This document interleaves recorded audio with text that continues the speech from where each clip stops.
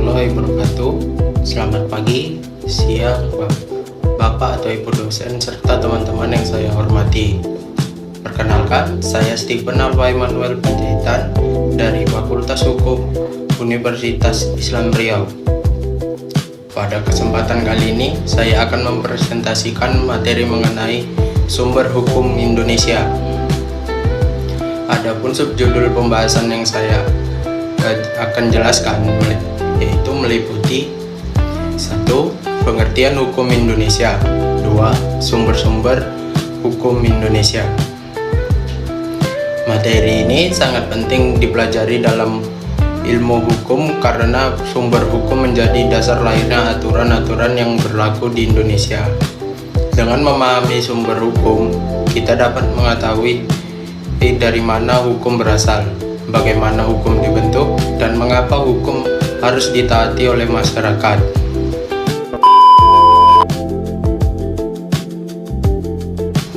Pertama, pengertian sumber hukum Indonesia. Pengertian sumber hukum. Secara umum, sumber hukum adalah segala sesuatu yang dapat melahirkan, membentuk, dan menjadi dasar berlakunya hukum dalam suatu negara. Sumber hukum juga dapat diartikan sebagai tempat ditemukannya aturan hukum yang menjadi pedoman dalam kehidupan masyarakat dan penyelenggaraan negara. Dalam sistem ketatanegaraan Indonesia, hukum berfungsi untuk menciptakan ketertiban, keadilan, kepastian hukum, dan perlindungan terhadap hak-hak masyarakat. Karena Indonesia adalah negara hukum, maka semua tindakan pemerintah maupun masyarakat harus berdasarkan hukum. Hal ini ditegaskan dalam Undang-Undang Dasar Negara Republik Indonesia tahun 1945 pasal 1 ayat 3 yang menyatakan bahwa Indonesia adalah negara hukum. 2. Pengertian sumber hukum. Menurut para ahli, beberapa ahli hukum memberikan pengertian mengenai sumber hukum, antara lainnya adalah: pertama, menurut Ahmad Sanusi, sumber hukum adalah segala sesuatu yang menimbulkan aturan yang mempunyai kekuatan memaksa, yaitu aturan apabila dilanggar akan dikenai sanksi. Kedua, menurut Sudikno Martusokusomo, sumber hukum adalah tempat di mana kita dapat menemukan atau menggali hukumnya. Yang ketiga, menurut Van Apeldoorn, sumber hukum adalah tempat ditemukannya hukum dan faktor yang membantu pembentukan hukum. Dari para ahli tersebut dapat disimpulkan bahwa sumber hukum adalah merupakan dasar atau asalnya munculnya aturan hukum yang mengikat masyarakat. 3. Fungsi sumber hukum. Sumber hukum memiliki beberapa fungsi penting, yaitu: pertama, menjadi dasar pembentukan hukum. Kedua, memberi kepastian hukum. Ketiga, menjadi pedoman bagi hakim dalam memutus perkara. Keempat, menjadi dasar bagi pemerintah dalam menjalankan kekuasaan. Dan terakhir, mengatur hubungan antar masyarakat agar terciptanya ketertiban dan keadilan. Tanpa adanya sumber hukum, maka suatu negara akan mengalami kekacauan karena tidak ada aturan yang mengatur kehidupan masyarakat. 4. Jenis-jenis sumber hukum. Secara umum, sumber hukum dibedakan menjadi dua, yaitu sumber hukum material. Yang pertama, sumber hukum material. Sumber hukum material adalah faktor-faktor yang mempengaruhi isi suatu aturan hukum. Contohnya, kondisi sosial masyarakat, kebudayaan, agama, moral, ekonomi, politik, dan perkembangan teknologi. Misalnya, perkembangan hukum teknologi digital menyebabkan lainnya aturan mengenai transaksi elektronik dan perlindungan data pribadi. Yang kedua, sumber hukum formal. Sumber hukum formal adalah bentuk atau tempat di mana aturan hukum itu dapat ditemukan berlaku secara resmi.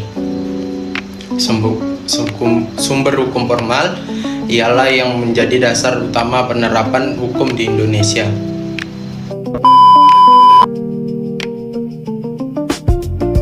A few moments later. Pembahasan kedua, sumber-sumber hukum Indonesia. Pertama ada undang-undang. Sumber hukum formal yang paling utama di Indonesia adalah undang-undang. Undang-undang merupakan peraturan tertulis yang dibuat oleh lembaga yang berwenang dan mengikat seluruh masyarakat. Dalam sistem hukum Indonesia, peraturan perundang-undangan memiliki tingkatan atau hierarki. Dasar tertinggi dari seluruh peraturan di Indonesia adalah Undang-Undang Dasar Negara Republik Indonesia tahun 1945. Di bawah UUD 1945 terdapat ketetapan MPR, undang-undang atau peraturan pemerintah pengganti undang-undang, peraturan pemerintah, peraturan presiden, dan peraturan daerah. Semua peraturan tersebut harus sesuai dan tidak boleh bertentangan dengan UUD 1945. Kedua, kebiasaan atau hukum adat. Sumber hukum berikutnya adalah kebiasaan atau hukum adat. Kebiasaan adalah perbuatan yang dilakukan terus-menerus oleh masyarakat dan akhirnya diterima sebagai aturan yang mengikat. Indonesia memiliki keberagaman budaya dan adat istiadat, sehingga hukum adat masih memiliki pengaruh yang kuat di berbagai daerah. Contohnya, hukum adat mengenai perkawinan, hukum adat mengenai warisan, hukum adat mengenai tanah wilayah. Walaupun tidak tertulis, hukum adat tetap dapat diakui selama tidak bertentangan dengan peraturan perundang-undangan dan memiliki nilai nasional. Yang ketiga, jurisprudensi. Jurisprudensi adalah putusan hakim terdahulu yang dijadikan pedoman oleh hakim lainnya dalam memutus perkara yang serupa. Jurisprudensi muncul karena tidak semua masalah di masyarakat telah diatur secara lengkap dalam undang-undang. Oleh karena itu, hakim dapat menggunakan putusan sebelumnya sebagai dasar pertimbangan hukum. Peran jurisprudensi sangat penting dalam perkembangan hukum di Indonesia karena dapat membantu mengisi kekosongan hukum. 4. Traktat atau perjanjian internasional. Traktat adalah perjanjian yang dibuat antara dua negara atau lebih.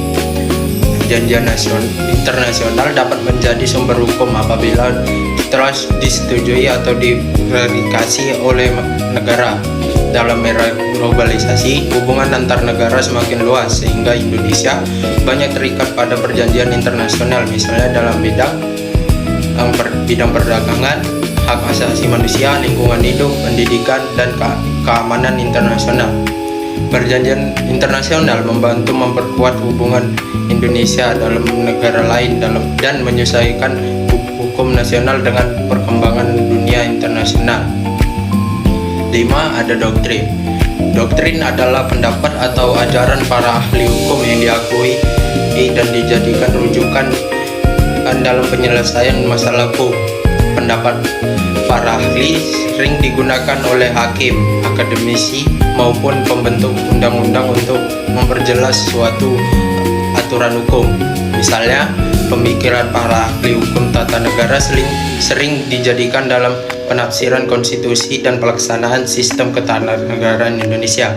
Walaupun doktrin tidak mengikat secara langsung seperti undang-undang, doktrin tetap memiliki pengaruh besar terhadap perkembangan hukum. 6. Agama dijadikan sumber hukum di Indonesia karena memiliki nilai-nilai agama juga memengaruhi pembentukan hukum nasional. Banyak aturan yang dibuat dengan mempertimbangkan nilai moral dan ajaran agama. Contohnya dapat dilihat dalam hukum perkawinan, hukum waris, hukum ekonomi syariah. Selain itu, Pancasila sebagai dasar negara juga menebatkan ketuhanan Yang Maha Esa sebagai sila pertama. Hal ini menunjukkan bahwa kehidupan hukum di Indonesia tidak dapat dipisahkan dari nilai-nilai agama dan moral. 7. 7. Pancasila sebagai segala sumber hukum.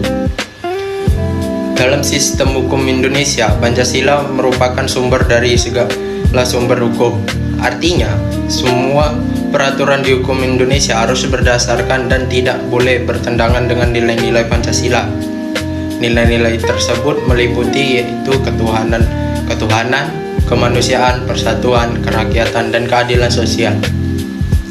Pancasila menjadi pedoman utama dalam pembentukan hukum nasional dan kehidupan bernegara. Karena itu, hukum Indonesia tidak hanya bertujuan menciptakan kepastian hukum, tetapi juga keadilan dan kesejahteraan masyarakat. Seberapa penting memahami hukum Indonesia? Pentingnya memahami sumber hukum. Memahami sumber hukum sangat penting bagi mahasiswa hukum maupun masyarakat umum. Dengan memahami sumber hukum, kita dapat mengetahui dasar berlakunya hukum, memahami hak dan kewajiban sebagai warga negara, menumbuhkan kesadaran hukum, menghindari pelanggaran hukum, menjadi masyarakat yang tertib dan taat aturan. Selain itu, pemahaman terhadap sumber hukum juga dapat membantu kita memahami bagaimana hukum berkembang dan perubahan zaman dan kebutuhan masyarakat. A few moments later. Sebagai penutup, dapat disimpulkan bahwa sumber hukum adalah segala sesuatu yang menjadi dasar lahir dan berlakunya hukum Indonesia. Sumber hukum dibedakan menjadi sumber hukum material dan sumber hukum formal. Adapun sumber-sumber hukum Indonesia meliputi yaitu undang-undang, kebiasaan atau hukum adat, jurisprudensi, traktat, doktrin, nilai agama, dan Pancasila sebagai sumber dari segala sumber hukum. Semua sumber hukum tersebut memiliki peranan penting dalam membentuk sistem hukum nasional yang bertujuan menciptakan ketertiban, keadilan, dan kepastian hukum bagi seluruh rakyat Indonesia. Sekian dari presentasi saya. Terima kasih atas perhatiannya Bapak atau Ibu dosen dan teman-teman sekalian. Waalaikumsalam warahmatullahi wabarakatuh.